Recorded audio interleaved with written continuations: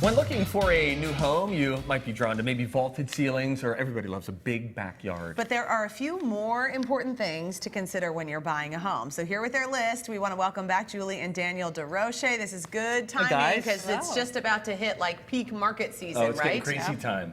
Okay, so first up, location. All right, location. Everybody knows that Oh boy. Yeah. Okay. I get it. Location, it's important, and we need to know about it. Is there something else that we could do to maybe spice this up a bit? That looks kind of boring, huh? Location! Now, That's better. I'm pretty pumped. Who are those Let's people? talk about location, guys. Why is location so important? It's very important. There's kind of two general things that are important. You want to find the right area, so you want to think about if you have kids, school districts. You want to think about all the things that you do during the day and how close are you to work, how close are you to shopping, those kind of things. But what a lot of people overlook is when we get to the actual house and there's something that is affecting the lot or the location. You may have a busy road out in front of you. Okay. When we lived in New Mexico, we had a big eyesore. It was like this huge, I don't know, there were electrical wires. Everything was really, really nice, except if you turned right. Oh, Was this that is my it? house? Oh my It was kind of like gosh. you would see that in the distance, and there's just a little bit of a bummer, and you're like, you got to deal with that every day. It is, and some people actually don't care. I've been with a lot of buyers and they're like, oh, I don't care about the high voltage lines. Yeah. But what they need to understand is how is that going to impact the value of their house? Right. I see. Yes. So you say even getting aerial shots of the house can help you to have a little bit of a better perspective on the location? Yeah, so it's so easy nowadays. Like if you're on your search and you're looking at the house, you can quick look at the satellite view. And before you waste your time in going out and looking at that house, you can see if it's by anything that, like train tracks, freeway, something like that, before you waste your time going and looking at it. Okay, that's good advice. Next up, what about the structure? Structure.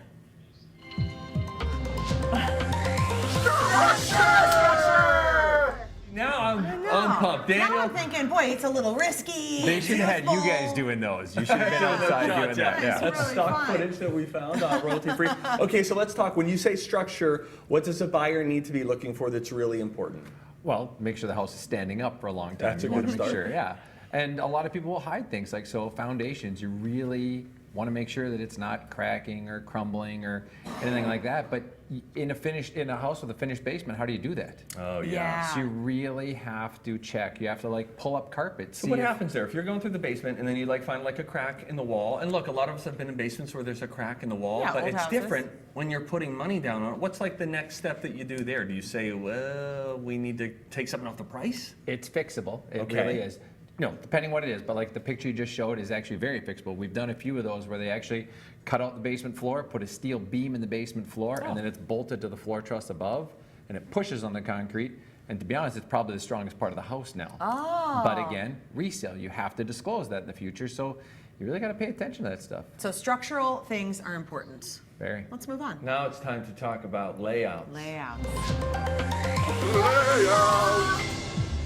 Let's talk about layout. Now, here's why layout is so important and obviously very exciting. That is something that if you do want to change it, you got a contractor and a whole lot of money going a whole lot of Tearing places. down a wall costs a lot. It can be very expensive Yeah. and sometimes maybe not even possible. So you want to think about those things beforehand. Bedroom placement is always a big one. Maybe you don't have kids right now and you're going to have kids and you want to think about, are the bedrooms close to your bedroom? And being with someone, a realtor that can tell you if you can open stuff up. Because sometimes maybe you do have a wall in between the kitchen and the living room, but maybe it would be easy to open it up. But it'd be nice to know while you're looking at that house, the feasibility of that. Yeah, so having a realtor who really is versed in all those things, not just like, hey, let's make this sale happen.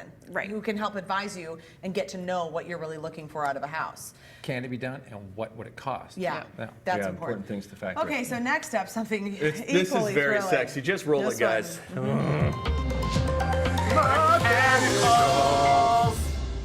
Could spend all day and all night Mechanicals. Look at that dance. talking about mechanicals. Wow. First question, what do you mean by that? What are you talking about? Definitely the least sexiest part of a house. But it's very important. Yeah, do you want a furnace to keep your house warm in the winter? Yeah, mechanicals, your furnace, your air conditioner, your water heater, air-to-air exchangers. A lot of homes, they're old, and to replace a furnace, water heater, air conditioner, air-to-air exchanger, you can 10, 15 grand. If it's a boiler, add another 10, 15 grand of that. Boilers are twice to 3 times the price of a furnace. Just stop that. The process of actually of buying a house can be tough. You don't know if there's high demand or low demand on it. When you're working with your realtor, do you figure out case by case? Do we need to nitpick and ask about the age of this furnace and this water heater? Because I would imagine that could kind of maybe sour the vibe of a seller who's like, well, we're going to wait for someone who's a little more low maintenance. Well, they have to say it. They have to disclose all that, right? If it's up and working, they don't have to disclose. If it's not working, or if you've had an inspection done and the inspector said, this has got 6 months left, like from somebody that actually is a licensed, HVAC person, you have to disclose it. But a lot of people will just sweep it under the rug, and then you find out the hard way. Okay, one more area. Last but not equally least, thrilling. Roll it. Yes. Oh, I'm so pumped. Wow. Oh, she's spinning. Okay, so what are we thinking about with maintenance? What do we want to know? These are really, none of these things are the things you fall in love with when you see a home. No, but they are so important, and they can save you loads of cash down the line. You just want to look closely. A lot of people walk into a house and they're like, ooh, it has pretty white cabinets and has pretty light fixtures, but they're not really looking up close. Are those cabinets scuffed up? Are they marked up? Are the windows? You may see pretty beautiful windows, but like in this picture, if you look closely, there's actually a lot of moisture damage on those windows. Wow.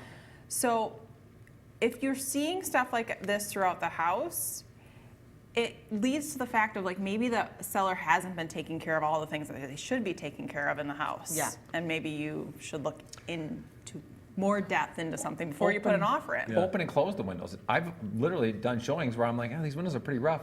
I'll literally pop and open it up, and I've had ones fall right out of the house. I'm not kidding. This is why we kick the tires again. Julie, Daniel, thank you so much. That's We good appreciate stuff. it. Thanks, guys. If you're ready to dive into the very exciting world of home ownership, mechanicals, or maybe you're ready for the next adventure in your life and you're ready to sell, Julie and Daniel can help. The entire Twin Cities Live staff uses Have them. used them, Yeah, all yes. of, I mean, really. They bought and sold for us. For It was easy everybody. breezy. Go to twincitieslive.com and click on Fun for their contact information. And thanks to the DeRoche Realty Group and EXP Realty for sponsoring Twin Cities Live. Add that to